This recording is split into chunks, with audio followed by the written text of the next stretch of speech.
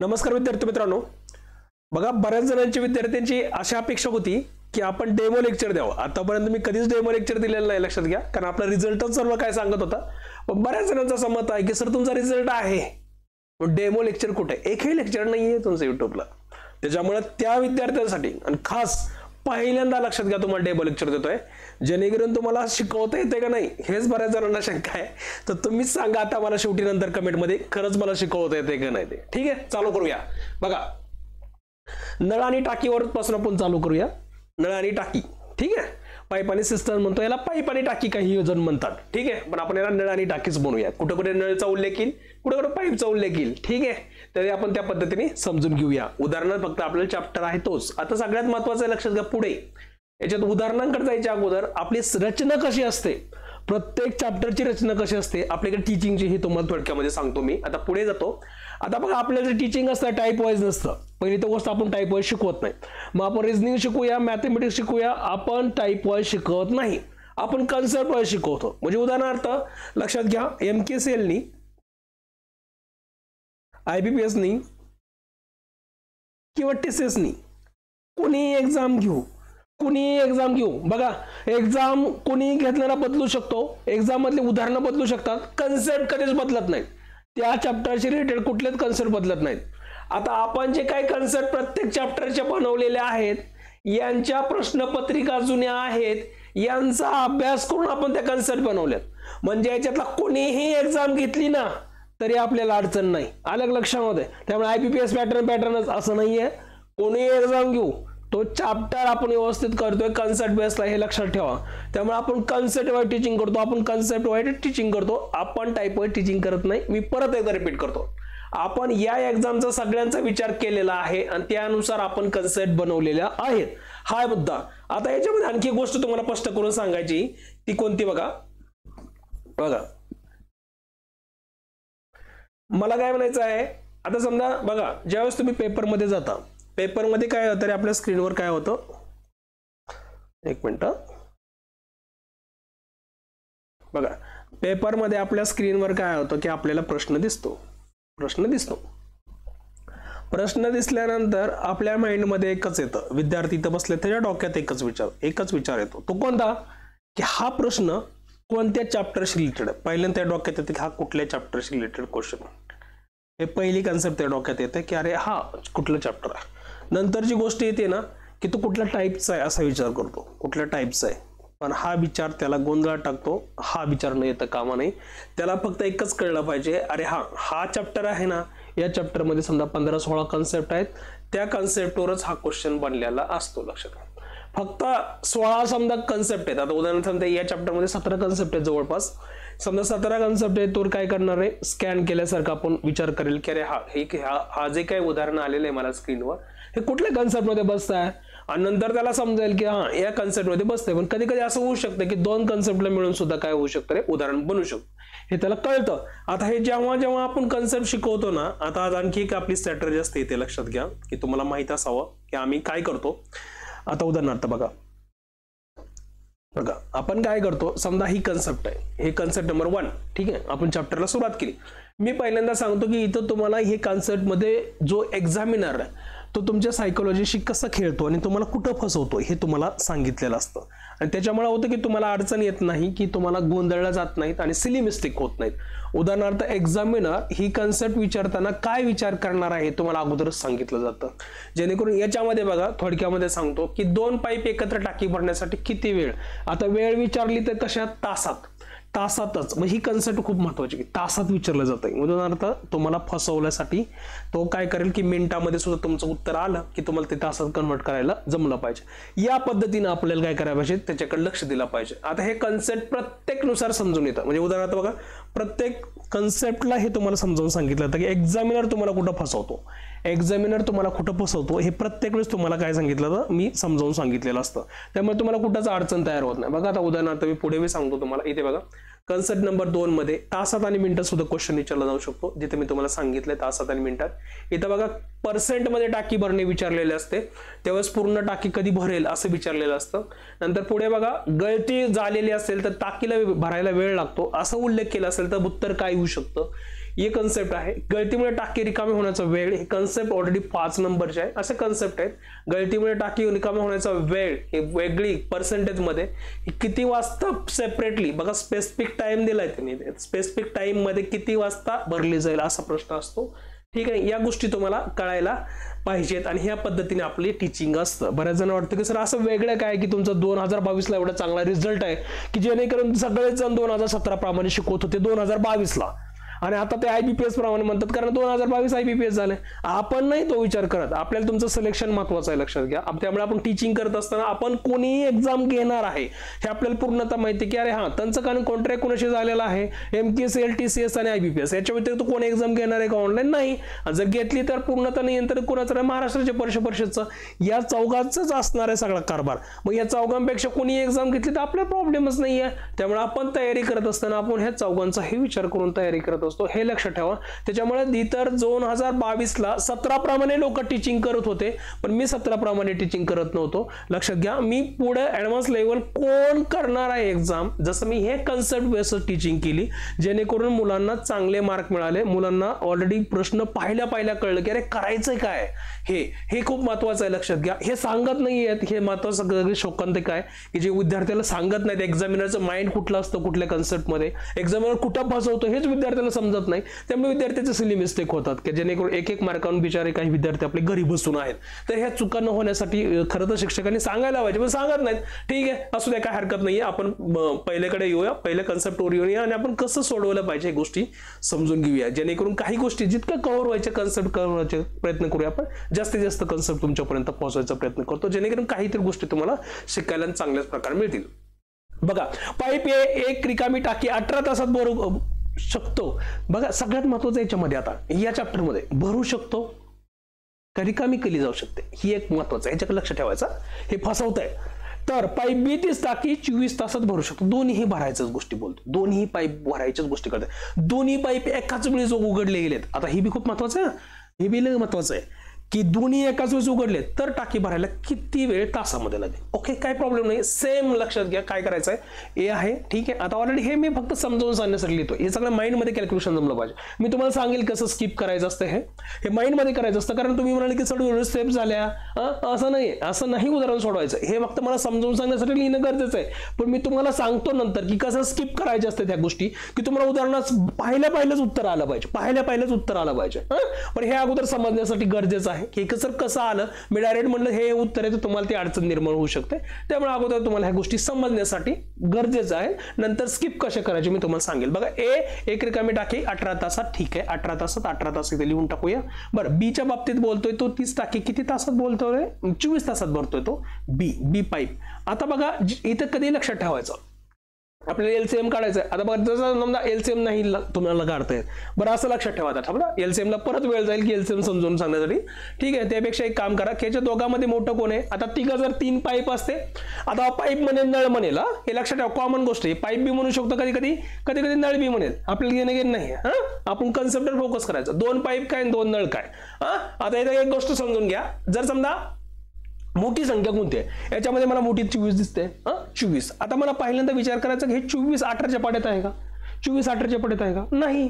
मग मला अशी संख्या बघायची आहे की जी 24च्या बी पाड्यात आहे ना 18च्या पाड्यात आहे, अशी संख्या मला शोधून काढायची. लक्षात ठेवायचं. आता अशी संख्या कोणती आहे सर की सर 72 जर घेतलं सर ती 24च्या पाड्यामध्ये बी आहे आणि 18च्या पाड्यामध्ये बी आहे. मग मला काय करावं लागणार आहे, आता यांची कार्यक्षमता काढावं लागेल, एफिशियन्सी काढावं लागेल. आपण त्याला म्हणतो एफिशियन्सी कशी काढायची सर. आता ऑलरेडी हे दिलेलं आहे, लक्षात घ्या. हा जो वेळ दिला होता ही दिलेली वेळ आहे, लक्षात घ्या, ही दिलेली. आता त्यामुळे आपण इकडे रेश ओढलेली, ऑलरेडी तुमचा LCM आलाय, लक्षात घ्या. हे असं समजून घ्या की ही संख्या अगोदर मोठी आहे, ही याच्या पाड्यात आहे का 18च्या पाड्यात 8 24 नाही आहे, 18 दूनी 36 होत आहे. मग 24च्या पाड्यातली कोणती अशी संख्या की 18च्या पाड्यात आहे, सोप्या आणि साध्या भाषेमध्ये. तुमची मोठी जरी संख्या घेतली ना पुढची जी 24च्या पाड्यात आणि 18च्या पाड्यात असेल तरी उत्तर चुकत नाही. त्याला मग घाबरण्यासारखं काही नाही की सर मला 72 नाहीच घेता आलं, मी पुढचीच घेतली, काही प्रॉब्लेम नाही, लक्षात घ्या, तरी उत्तर काय चुकत नाही. आता मला समजा 24 संख्या मोठी आहे, मी 24 तर ऑलरेडी 18च्या पाड्यात नाहीये, 18 मग 24च्या पाड्यातली पुढची संख्या घेतली, 24 समजा 48, ऑलरेडी समजा 18च्या पाड्यात नाहीये, नाहीये पण 72 आहे जे 18च्या पाड्यात बी आहे. आता समजा 3 पाईप असते, 3 नळ असते, 4 पाईप 4 नळ असते, तरी मोठी संख्या कोणती बघायची त्यानुसार तेच करायचं. सेम पद्धत आहे. आता मला पाहिलं तर ह्यानी याला भागल्यानंतर मला काय लागेल, त्याची एफिशियन्सी निघेल, म्हणजे काय ना कार्यक्षमता निघेल, या पाईपाची कार्यक्षमता निघेल. त्याला आपण एफिशियन्सी ई ने दर्शवूया, कार्यक्षमता म्हणूया. 18 ने जर समजा 72 ला भागलं, 18 ने 72 बघितलं सरळ कळते सर हे 4 येणार आहे. ठीक आहे, यांनी भागल्यानंतर किती येणार आहे 3 येणार आहे. ठीक आहे, यांची कार्यक्षमता आली. बरं, दोन्ही पाईप एकाच वेळेस उघडले गेलेत. बघा, दोन्ही पाईप एकाच वेळेस उघडले गेलेले आहेत आणि भरायला किती वेळ लागेल म्हणतोय तो, तासामध्ये विचारतोय तो, तासामध्ये वेळ लागेल किती असं सांगतोय तो. ठीक आहे, दोन्ही एकाच वेळेस उघडले तर समजा टायमिंग दिलेलं नाही, त्यामुळे घाबरण्यासारखं आहे ना, फक्त तासात उत्तर काढायचं आहे. बरं, टोटल किती रे, टोटल किती 72. दोन्ही मिळून एकाच वेळेस दोघांची बेरीज करावं लागेल. दोघांची बेरीज किती येणार रे, दोन्ही मिळून म्हणतोय ना, इथे लक्षात घ्या, एकाच वेळी दोन्हीही एकाच वेळेस म्हणून बेरीज करावं लागेल. यांची कार्यक्षमता, याचा विषय संपला. लक्षात घ्या, आता याचा विषय डोक्यात घ्यायचा नाही, याला फसायचा नाही, याचा विषय संपला. या दोघांची बेरीज केल्यावर काय येत आहे लक्षात घ्या, या दोघांची बेरीज केली की मला दिसून येते सर हे 7 येते सर 7. बरं, हे काय आणलं सर, कुठून 72 आणलं, हे 72 इथून आणलं की जे आपलं टोटल वर्क आहे असं मला काय हरकत नाही. टोटल वर्क आहे ते ऑलरेडी तेवढं वर्क आहे असं म्हणायचं आपल्याला. ठीक आहे, आपल्याला काढायचं काय रे, वेळ काढायचा आहे. मला काढायचं काय, वेळ काढायचा, जो टाइम काढायचा आहे. पण टाइम कोणाचा मिळून काढायचा आहे, ए आणि बी नी या दोन पाईपांनी केलेलं जे काम आहे, जे ऑलरेडी काम कशाचं करतात ते दोन्ही भरायचं काम करतायत आणि दोन्ही भरायचं काम करतायत, तर ते दोन्ही केलेलं काम हे प्लस मध्ये असणार आहे. दोन्ही भरायचंच काम करतात म्हणजे 4 अधिक 3 हे 7 आणि ऑलरेडी टोटल वर्क माझं 72 होतं. भाग दिल्यानंतर कळते सर की सर भाग दिल्यानंतर मला कळते की सर 7 1 7 7 1 7 आणि ऑलरेडी किती राहिले रे, तिथे किती राहिले, काहीच नाही राहिले. मग इथं सर 2 आहे, भाग जात तर नाहीये. हा बरोबर आहे ना, भाग जात नाही. मग मला काय करावं लागेल, शून्याचा भाग द्यावा लागेल. सर शून्याचा भाग दिला तर माझ्याकडे कळते सर की ऑलरेडी 7 70 होते सर, पण बाकी किती राहते रे, बाकी राहते 2 आणि मग हे छेद 7 तसंच राहणार आहे. कसं केलं हे बघा, 7 70 पूर्ण भाग जातो, बाकी 2 राहते. बाकी कधी वर लिहायचे आणि भागिले ऑलरेडी आपण 7 होतं तर हे 7 तसंच लिहायचं. हे माझा आन्सर असेल. बरं, हे आन्सर कशात असणार आहे, साहजिकच कशात, हे तासात दिलेली नाही, हे सुद्धा तासात असेल. उत्तर आपल्या समोर आहे, लक्षात घ्या 2/7 10 2/7 10.2/7 म्हणू शकतो आपण. हे आपल्या पुढे उत्तर. याच्यामध्ये एक्झामिनर कुठं फसवणार, हे भरू शकतो दिलंय का हे पाहणं गरजेचं आहे. दोन्ही एकाच वेळेस आहेत का हे पाहणं गरजेचं आहे. दिलेली वेळ तासात आहे का हे पाहणं गरजेचं आहे. याच्या 3 गोष्टी तुम्हाला बरं अशा कन्सेप्ट कळून येतात, आपले क्लिअर होतात की ठीक आहे. आता बघा पुढे, 2 पाईप एकत्र टाकी भरण्यासाठी किती वेळ, तासात आणि मिनिटात. आता बघा सेम आहे, म्हणजे आता जी कन्सेप्ट आपण शिकतो ना, पहिल्या कन्सेप्टवर दुसरी कन्सेप्ट असते, असं मिक्स नसतं इकडे तिकडे.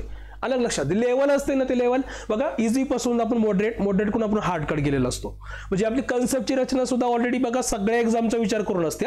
MKCL TCS आणि IBPS जे काही आतापर्यंत झालेले त्यांच्या प्रश्नपत्रिका आहेत, बँकिंगच्या असू द्या किंवा TCSच्या इतर समजा त्यांचे एक्झाम असू द्या, त्यांचा सगळ्यांचा विचार करून आपण त्यांच्या कन्सेप्टवरच आपण कन्सेप्ट बनवलेलं. पहिला मुद्दा. दुसरा मुद्दा, हे रचना असते ना, लक्षात घ्या की सोप्या कोण कठीणाकडे जातो आपण, की जे सोपी कन्सेप्ट होती आता त्याच्यात फक्त आपण थोडा एकच बदल केला. आतापर्यंतचे उदाहरण काय होते रे, 2च पाईप होते, तासात विचारलं होतं, आता फक्त इथं मिनिटं ऍड झाली बस. ओके, बरं आता मला काय बघायचंय, मी सांगितलं या चॅप्टर मध्ये काय पाहिलं पाहिजे. इथं नळ दिलाय फक्त, लक्षात घ्या हे नळ आणि पाईप ही गोष्टी कॉमन आहेत, लक्षात घ्या. इथं नळ दिलाय, भरलं जाऊ शकते, दुसरी टाकी भरली जाऊ शकते, हे एक फसायचं नाही. मला मी सांगितलंय तुम्हाला, एक जण फसवतो आपण, लक्ष ठेवायचं. ओके, दोन्ही नळ एकाच वेळेस सुरू केलेत का, हो दोन्ही नळ एकाच वेळेस. रिकामी टाकी पूर्ण भरायला किती वेळ लागेल, ओके टाकी भरायची पण ते रिकामी आहे आणि पूर्ण भरायला वेळ लागतील, सेम त्याच पद्धतीने. बघा आता मी काय सांगितलं नळ, आता इथं त्याने काय दिलंय का नाही, पण आपण मानूया, चला मानायचं, हे फक्त तुम्हाला समजावून सांगण्यासाठी लक्षात घ्या. आपण त्याला ए मानूया, ए. बरं आता किती तासात भरतोय रे, हा 4 तासात भरतो. सेपरेटली जर गेला तर हा 4 तासात भरतोय, लक्षात घ्या. बरं बी जर समजा मी दुसरा नळ म्हटलं बी, याला जर समजा बघा तू किती तासात भरतोय रे, 6 तासात भरतोय, बरोबर नाही, 6 तासात भरतोय. बरं मी काय सांगितलं तुम्हाला, मोठी संख्या शोधा. मोठी संख्या शोधली की आपण 6.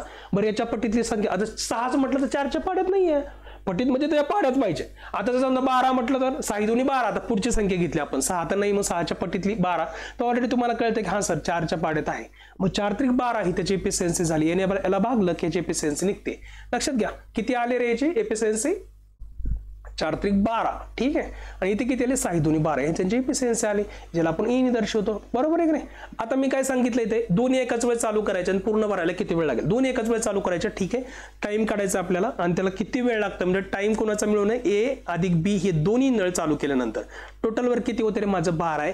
बरं, आता दोन्ही मिळून म्हटल्यावर भागिले किती करायला लागेल, दोघांची बेरीज करायला लागेल, 3 अधिक 2, बरोबर आहे की नाही. इथे मी लिहिलेले आहे, लक्षात घ्या, 3 अधिक 2 हे किती होणार आहे, 5 होणार आहे. आता भाग द्यावा, भाग दिला तर कळते सर, पूर्ण भाग तर जाते सर 10चा, पूर्ण भाग जाते सर 10चा, बरोबर आहे की नाही. 5 दुनी 10 आणि 2 शिल्लक राहते, 2 वरती आणि भागिले काय असतं रे 5, जे आहे ते 5 ते एवढं राहिलं. बरं, आता मला एक कळलं, लक्षात घ्या, इथे एक गोष्ट समजली की 10 सर हे तास आहे, 10 हे हावर आहेत माझे, हे मला कळलं तास आहेत. बरं, हे 2/5 ला काय करू सर, मला मिनिटामध्ये कन्वर्ट करावं लागेल. कसं करावं लागेल रे, 2/5 ला मला मिनिटात कन्वर्ट करायचं तर गुणिले किती करावं लागेल, 60 करावं लागेल, साहजिक आहे. बरं, 5 एक 5, 5 एक 5 राहिले, 1 0, 5 दुनी 10 आणि 12 दुनी 24 करावं लागेल. म्हणजे थोडक्यामध्ये तुमच्या समोर लक्षात येते की सर 10 हावर आणि 12 दुनी 10 वर आणि 12 दुनी 24 मिनिट्स, 24 मिनिट्स एवढं उत्तर येणार आहे. कुठे आहे आपल्याकडे पर्याय आहे काय, 2 तास 24 मिनिटे, बी नंबरचा पर्याय. क्लिअर आहे. आता बघा ही कन्सेप्ट किती सोपी होते, फक्त थोडी काय केले, हार्डनेस वाढवली. काय वाढवलं याच्यामध्ये, फक्त मिनिटे ऍड केले, मिनिटे विचारले जाऊ शकतात, बस हेच एकामेकावर कन्सेप्ट आपल्या अवलंबून असतात. बघा पुढे या, अजून पुढे या. बघा इथं विचारलंय, एका पाईपने समजा इतक्या % टाकी भरणे आणि दुसऱ्याने पूर्ण टाकी भरणे, असा प्रश्न आहे. आता नीट बघा, पाईप ए 6 तासाचा टाकीचा 50% भाग करू शकतो आणि पाईप बी 18 तासात 30 टाकी पूर्णपणे भरू शकतो. तर दोन्ही पाईप एकाच वेळी सुरू केले तर रिकामी टाकी किती वेळात, मिनिटात विचारले पूर्णपणे भरली जाईल, असा प्रश्न आहे. आता नीट समजून घ्या. इथं बघा सॉरी, थोडी तब्येत ठीक आहे, कपचा त्रास आहे.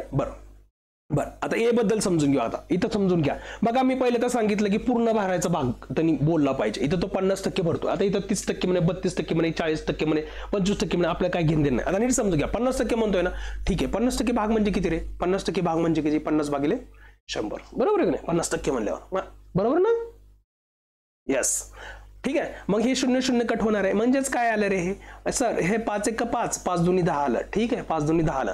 म्हणजेच असं म्हणा येईल सर की 1/2 म्हणजे थोडक्यात हाफ काम करायला त्याला किती वेळ लागतात रे, 6 तास लागतात, 6 तास लागतात. कुठं दिले सर हे, इथं दिले त्यांनी. हाफ टाकी भरायला 50% भाग म्हणजे हाफ टाकी भरायला, पण 1 टाकी भरायची असेल तर, पूर्ण 1 भरायची असेल तर साहजिकच हे पुढे आणायचं, लक्षात घ्या. याला मल्टिप्लाय करायचं म्हणजे किती वेळ लागेल, 6 दुनी 12 तास लागते, लक्षात घ्या, 12 तास लागते पूर्ण भरायला. हे लक्षात ठेवायचं, कधीही लक्षात घ्या. हे 1/2 दिलेलं असतं ना, किंवा 1/3 दिलेलं असेल, 1/4 दिलेलं असेल, जसे पर्सेंटेज येऊन येतं आपल्याला, आलं ना, 25% म्हटलं असलं की 1/4 आलं असतं, 1/4 आलं असतं ना, तर मी ही काय 4 काय केलं असतं, त्याला मल्टिप्लाय केलं असतं. कधी लक्षात ठेवा, इकडे 1 ठेवायचं, म्हणजे पूर्ण भाग ठेवायचा, हाफ ठेवायचं नाही. जसं त्याचा हाफ होता ना, इथं पूर्ण भाग ठेवायचा, लक्षात ठेवायचं. ऑलरेडी मग आता काय लिहिता येईल मला, की सर मला असं लिहिता येईल की एच्या बाबतीत जर समजा तो पूर्ण काम करत असेल ना एक, तर पूर्ण एक काम किती करता येतो, 12 तासामध्ये करतो. तो मला 12 तास लिहावा लागेल. ओके, 12 तास लिहायला लागेल. हे फसवण्यासाठी दिलेलं एक्झाम इथं फसवतो तुम्हाला, पर्सेंटेज मध्ये येऊन आपण फसणार नाही, कारण आपल्याला माहिती पूर्ण टक्के द्यायचं आहे. बरं, हा पर्सेंटेज 50% देईल का, नाही, काही देऊ शकतो, लक्षात घ्या, काही देऊ शकतो, आपण फसायचं नाही. हे तुम्हाला गोष्ट कळली असेल, हे कळलं असेल, परत एकदा रिपीट करतो, लक्षात घ्या. हे 50% काम करतो, 50 भागिले 100 म्हणजे समजा 0 0 कट होते, 5 1/2, 1/2 म्हणजेच ऑलरेडी मला 1 पाहिजे, इकडे मला पूर्ण काम पाहिजे, हाफ नकोय, लक्षात घ्या. हे हाफ झालं, मला पूर्ण पाहिजे तर मला 1 घेतलं, म्हणजे ऑलरेडी 2 इकडे मल्टिप्लाय होणार, म्हणजे 6 दुनी 12, 12 तास होऊन जाणार. हे ऑलरेडी त्यांनी दिलेलं आहे, हे दिलेलं आहे. या पद्धतीने आपण काय केलं, एच्या बद्दल बोलायचं झालं तर तुम्ही पूर्ण जर टाकी भरायचे असेल त्याला हाफ नाही, 50% नाही, पूर्ण टाकी भरायला त्याला 12 तास लागतील. ठीक आहे, हे आपण पाहिलेलं आहे. आता बघा पुढे, बघा किती सोपं आहे, तरी मुलं याला कठीण मानतात, खूप सोपं आहे. आता बघा बीच्या बाबतीत दिलंय, तरी बीच्या बाबतीत दिले, वेट ठीक,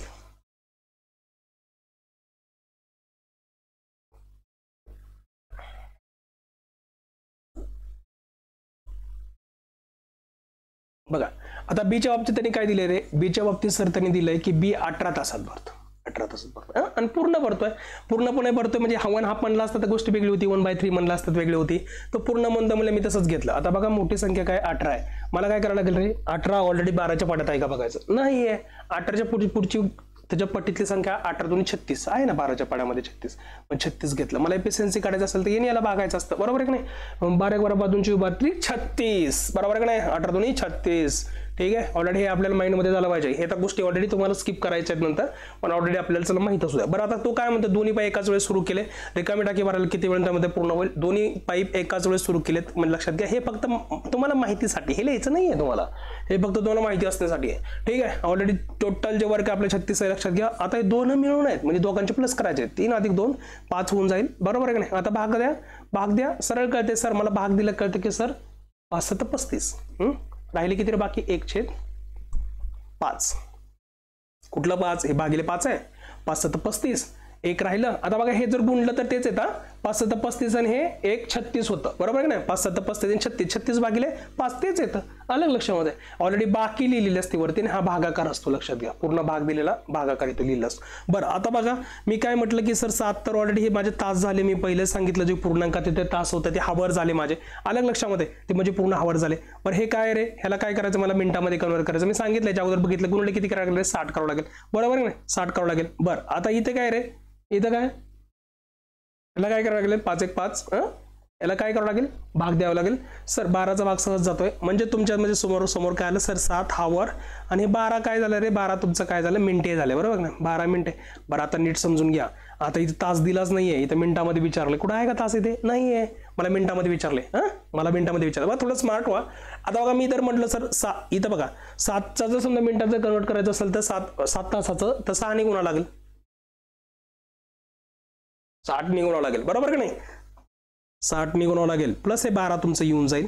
आता बघा इथं नीट समजून घ्या, थोडं स्मार्ट व्हायचं. कधीही सगळ्या गोष्टी कधीही कॅल्क्युलेशन करायचे नसतात, थोडं एकक स्थानच्या अंकाकडे लक्ष ठेवायचं. बघा मी जर समजा इथं गुणलं तर काय येतं रे, 7 0 0 येणार आहे, बरोबर ना. बघा नीट बघा, मी फक्त म्हणतोय एकक स्थानचा अंक गुणा 7 0 0, 0 + 2 म्हणजे किती येणार, एकक स्थानी 2 येणार आहे. मला एकक 2 स्थानी येणारी संख्या एकच दिसतीये, मी याला उत्तर टिक करणार, बाकी गुणत बसणार नाही. आता ह्या गोष्टी मी तुम्हाला वारंवार मी सांगितलं, जसं जसं पुढे जाईल ना तसं मी सांगेल की सर मला बाकीच्या गोष्टी कॅल्क्युलेट करायची गरज नाही पडणार, मला तिथंच कळलं पाहिजे. बघा 7 × 42 ऑलरेडी होऊन जातं आणि ऑलरेडी 0 होऊन जातं. आता 12 जर प्लस केलं तुम्हाला कळतं की सर इथं ऑलरेडी 0 आणि 2 ऑलरेडी काय होतं रे, 432 होऊन जातं. सोपा बेरीज आहे हे, पण कधी कधी मोठ्या कॅल्क्युलेशन मध्ये लक्षात ठेवायचं की गुणाकार केल्यानंतर एकक स्थानची संख्या आपल्याला कधी चेक करायची असते, हे लक्षात ठेवा. गुणाकार आणि बेरीजच्या वेळेस एकक स्थानची संख्या चेक करायची आणि त्याचं उत्तर काढायचं. कधी कधी समजा मिळतं जुळतं असू शकतं, त्यावेळेस पूर्णच करायची गरज आहे. समजा आता उदाहरणार्थ हे दोघांपैकी एखादं उत्तर असतं ना, दोघांपैकी एक, तर तुम्हाला पूर्ण कॅल्क्युलेशन करावं लागलं असतं, कारण इथंही 5 आणि इथंही 5 आहे. पण बऱ्याच वेळेस काय होतं की तुम्हाला उत्तर लवकरात लवकर सापडतं या पद्धतीने. ओके, ही कन्सेप्ट नंबर 3 होती, जी ऑलरेडी आपण किती लवकर आणि क्विक मध्ये आपण समजून घेतली. बघा, गळतीमुळे टाकी भरण्यास अधिक वेळ लागतो, गळतीमुळे टाकी भरण्यास अधिक वेळ लागतो. ओके, एका पाईपद्वारे टाकी 30 तासात भरली जाऊ शकते. तळाशी गळती असल्यामुळे 50 तासात भरते. पूर्ण भरलेली टाकी रिकामी करण्यासाठी गळतीला किती वेळ लागेल, नीट समजून घ्या ह्या प्रश्नाला. बघा याच्यामध्ये पहिली तर गोष्ट, जो एक पाईप बोलतोय, एका पाईपाबद्दल बोलतोय, तो भरायचं काम करतोय, तळाला गळती आहे तेव्हा टाकी किती भरते, 50 तासात भरते, लक्षात घ्या. पूर्ण भरलेली टाकी रिकामी करण्यासाठी गळतीला किती वेळ लागेल, नीट समजून घ्या. इथं थोडं मी आकृतीने समजावून सांगतो. बघा अशी समजा टाकी आहे वरती, एक पाईप आहे समजा वरती, हा पाईप आहे समजा, हा काय करतोय, पाणी भरायचं काम करतोय. हा किती, बघा याला मी ए म्हणलं तर किती तासात भरतोय, 30 तासात भरतोय. बघा खाली ऑलरेडी एक समजा पाईपला इथं गळती आहे, लक्षात घ्या, इथं गळती आहे आणि याच्यातून पाणी बाहेर पडतंय, लक्षात घ्या. ह्या जर समजा असं होत असेल, बघा जनरली समजा उदाहरणार्थ मला माहित नव्हतं, समजा उदाहरणार्थ माझ्याच घराची टाकी आहे, मी पहिल्यांदा दररोज भरतोय पाणी आणि माझ्या लक्षात येते की 30 तासात टाकी भरली जाते. दररोज मी 30 टाकी भरतोय, 30 तासात टाकी भरली जाते. जेव्हा मी भरतोय तर 30 तासात भरली जाते. मला एके दिवशी असं लक्षात आलं की अरे 30 तासात टाकी भरलीच नाहीये. नीट पाहिलं तर मग लक्षात आलं की अरे गळती आहे, म्हणजे थोडं लिकेज आहे, आणि लिकेज असल्यामुळे काय होतं, आउटलेट पाईप असल्यामुळे काय होते, कुठंतरी गळती असल्यामुळे काय होते, 50 तास लागायला लागले भरायला. अलग लक्षामध्ये, तीच टाकी मला भरायला 50 तास लागायला लागले. मग जर समजा पूर्ण भरली टाकी तर रिकामी व्हायला किती वेळ लागेल, जर समजा गळती चालूच असेल तर, असा प्रश्न विचारलेला आहे. आता ऑलरेडी समजून घ्या की हे ऑलरेडी मी बी ऑलरेडी जे लिकेज आहे असं म्हणू शकतो. जर समजा हे जर समजा लिकेज असेल तर 50 तासात टाकी भरते. आणि जर समजा 50 टाक्यात भरली टाकी आता समजा 50 तासात आणि मला आता बघा याचा तर वर्क संपलं, रिकामी व्हायच्या वेळेस याचं वर्क काही येतच नाही, तर रिकामी होत असताना याने किती वेळात रिकामी होईल हे बऱ्याच जण म्हणते 50 तास असं नाही, लक्षात घ्या 50 तासात भरते कधी, तेव्हा हा बी पाईप चालू आहे आणि हा बी चालू आहे, म्हणजे गळती बी चालू आहे आणि हा बी भरायचं चालू आहे, तेव्हाच 50 तासात भरतोय, लक्षात ठेवा. पण ज्यावेळेस समजा फक्त गळतीचा विचार होतोय, पूर्ण भरलेल्या टाकी रिकामी करण्यास गळतीचं, तेव्हा या पाईपाचं काहीच वर्क नाही, लक्षात घ्या. कारण तो काय करतो, भरायचं काम करतोय, जिथं त्यांनी उल्लेख बी केला की भरली जाऊ शकते, हा फक्त रिकामी करायचं काम करतोय तो बी पाईप. याच फक्त काम बघायचंय. बघा याला थोडं समजून घेऊया आता. ऑलरेडी तुम्हाला आता कळलं असेल मला काय म्हणायचं ते. बघा बघा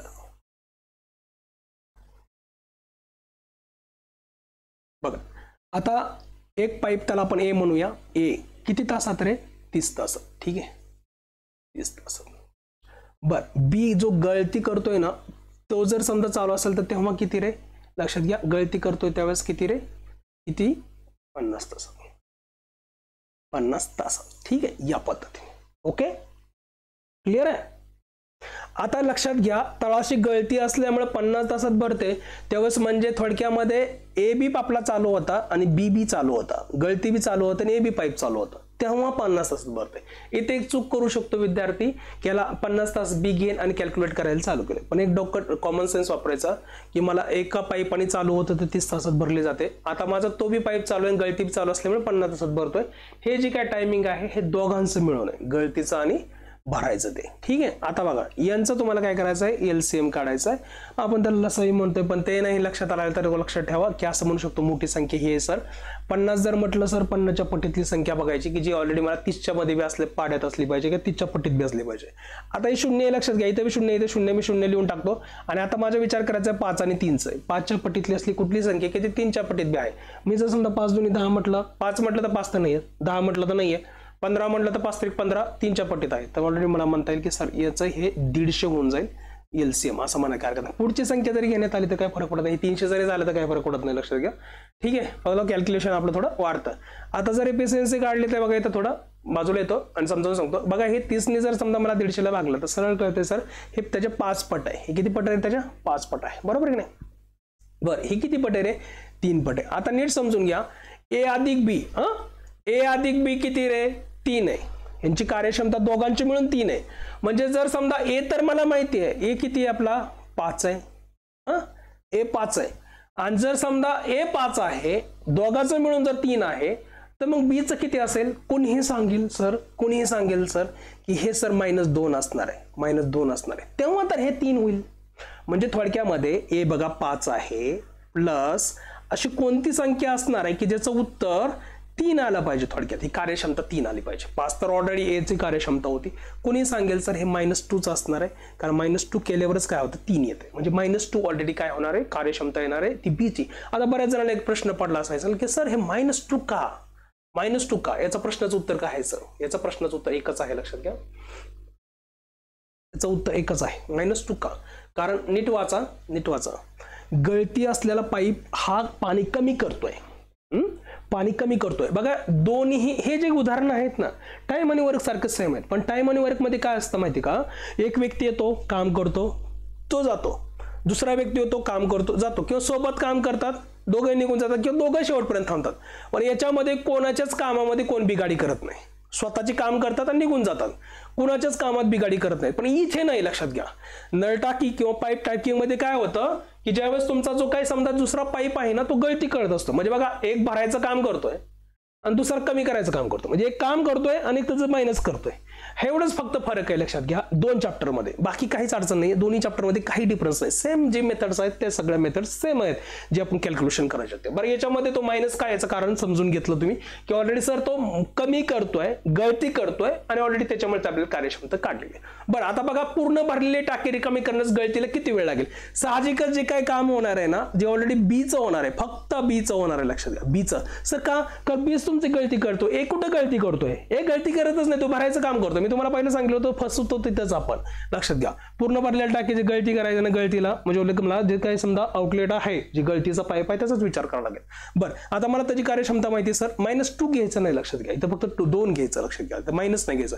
हे फक्त तुम्हाला इंडिकेट करतं की ऑलरेडी तुमचं काय करतंय, निगेटिव्ह काम करता येते. बरं, टोटल वर किती रे, 150.